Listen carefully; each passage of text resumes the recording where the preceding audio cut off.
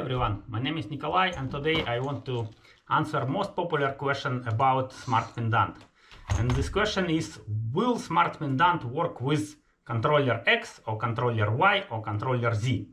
And I always have the same answer. I don't know. Because this is universal device that designed to work with Garbel Hall firmware.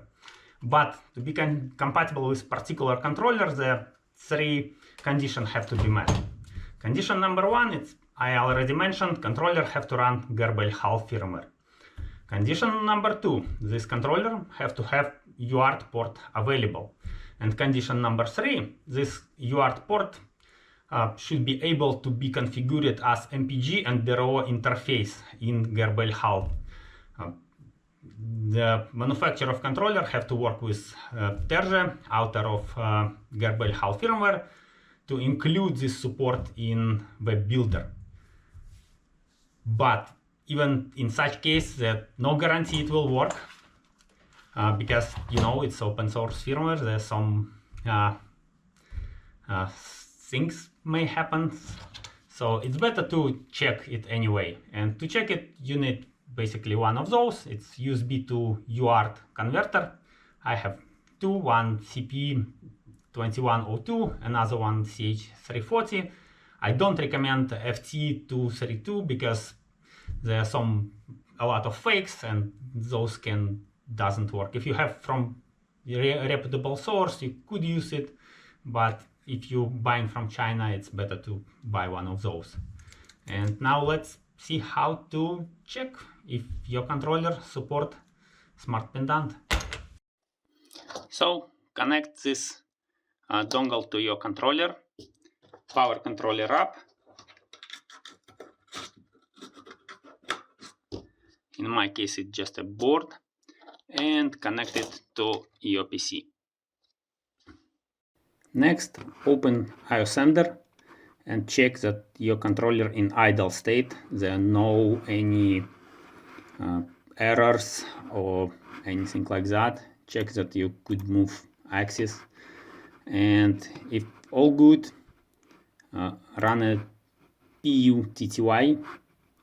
Also, you need to find out which COM port assigned to your dongle. For doing this, open device manager and check in port section. In my case, it's CH340. It's assigned COM11. If you're not sure, you always could disconnect and it disappear, and then reconnect and it will appear again. You could figure out which controller it is. In PUTTY, check serial, COM in my case 11, speed 115/200. Also go to terminal, place local echo force on, local line ending force off, and hit open. If you done it correctly, you should immediately see all those status reports pouring on your screen. And if you don't see those, check wiring. RX and TX can be swapped and you will see nothing in this case.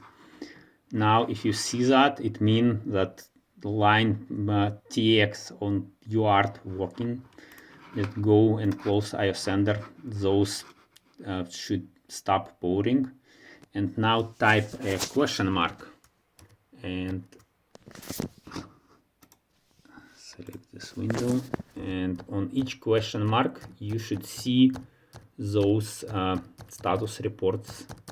If it happens, it means that the RX line on a controller also works.